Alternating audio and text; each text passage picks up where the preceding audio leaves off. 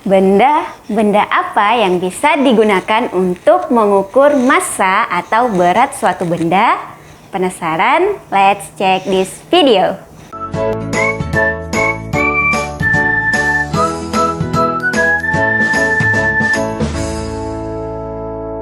Assalamualaikum warahmatullahi wabarakatuh. Bagaimana kabarnya Ananda di rumah? Semoga semuanya dalam keadaan sehat ya dan senantiasa dalam lindungan Allah Subhanahu wa Ta'ala.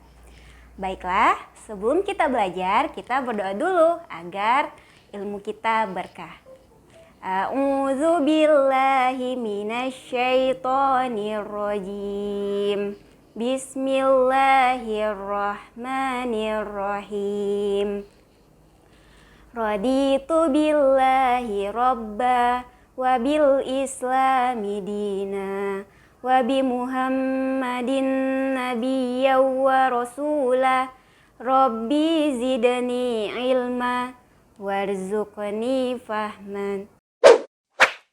Hari ini kita akan belajar tentang merawat hewan di sekitarku. Echa memelihara seekor kucing. Mereka sangat menyayangi kucingnya. Mereka memberinya makan dan selalu membersihkan kandangnya. Jika kucing sakit, mereka membawanya ke dokter hewan. Hewan peliharaan harus dirawat dengan baik. Jika tidak dirawat, maka hewan peliharaan akan mati. Rawatlah juga lingkungan di sekitarnya agar hewan tumbuh dengan sehat.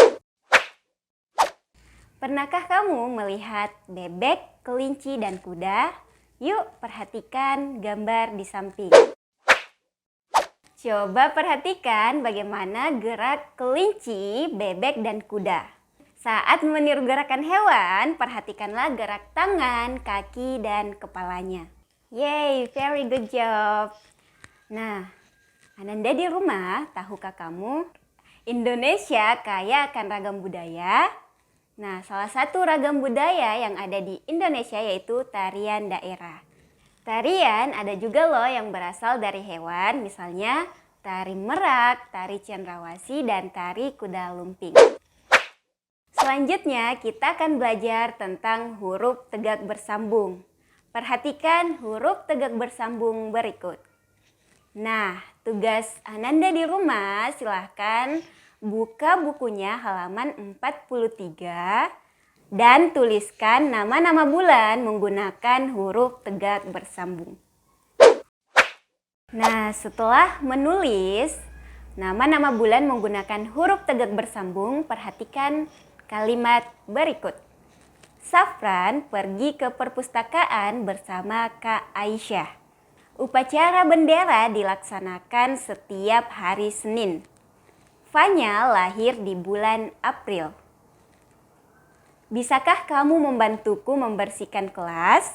Wahyu tinggal di kota Timika. Dari kalimat tersebut dapat kita simpulkan bahwa pertama, kalimat diawali dengan huruf kapital atau huruf besar dan diakhiri dengan tanda titik atau tanda tanya. Yang kedua, penggunaan huruf kapital digunakan pada nama orang, nama hari, nama bulan, dan nama tempat. Selanjutnya, jika membaca kalimat yang diakhiri dengan tanda titik, intonasi suaramu turun. Jika membaca kalimat yang diakhiri dengan tanda tanya, maka intonasi suaramu naik. Jika kalimat mempunyai aturan penulisan, nah di sekolah juga mempunyai aturan dan tata tertib yang harus kita patuhi. Tata tertib di sekolah diterapkan saat kamu belajar dan bermain di lingkungan sekolah. Tata tertib diterapkan agar tercipta hidup disiplin. Tata tertib memuat hal-hal yang boleh dilakukan dan tidak boleh dilakukan. Hal-hal yang boleh dilakukan di sekolah misalnya tertib saat belajar, tertib saat bermain dan berolahraga, bermain bersama teman saat beristirahat, saling menghormati sesama teman, dan menjaga kebersihan lingkungan sekolah maupun kelas. Adapun hal-hal yang tidak boleh dilakukan saat kita berada di sekolah, yang pertama, bertengkar bersama teman, menyontek saat ulangan, mencoret-coret dinding kelas maupun sekolah, dan membuang sampah sembarangan. Salah satu aturan yang ada di sekolah yaitu menjaga kebersihan lingkungan sekolah. Selanjutnya, kita akan belajar tentang satuan ukur berat dan alat ukur benda. Tara, salah satu contoh alat ukur yang bisa kita gunakan untuk mengukur berat.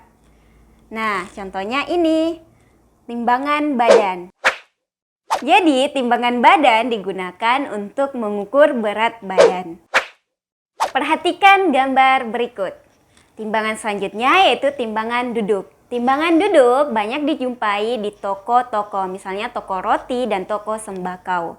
Jadi timbangan duduk digunakan untuk mengukur berat terigu, gula, dan sebagainya.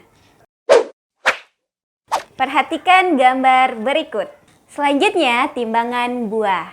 Nah, timbangan buah digunakan untuk menimbang buah-buahan. Selanjutnya timbangan gantung.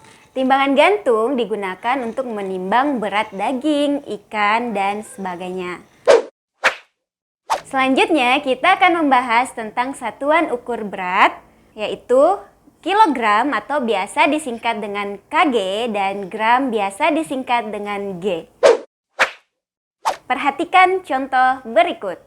Ingat ya, 1 kilogram sama dengan 1000 gram. Jika beratnya 2,5 kg, maka jika diubah dalam bentuk gram, maka beratnya adalah 2500 gram. Jika beratnya 3,5 kg, maka beratnya dalam satuan gram yaitu 3500 gram, dan seterusnya. Nah, Ananda yang ada di rumah, untuk lebih jelasnya coba perhatikan tabel yang ada di belakang Ustazah. Nah, di sini ada beberapa satuan berat ya, ada kilogram, ada hektagram, ada dekagram, ada gram, ada desigram, ada sentigram, dan ada miligram. Nah, untuk mencari atau mengubah satuan berat dari kilogram ke gram, seperti pada contoh di sini Ustazah sudah menulis di sini Ustazah sudah menuliskan 8 kg sama dengan titik-titik gram. Nah, untuk mengetahui 8 kg diubah menjadi gram, kita tinggal menuliskan di kotak yang tersedia. Nah, di sini ada kilogram. Jadi, di sini kita tulis 8.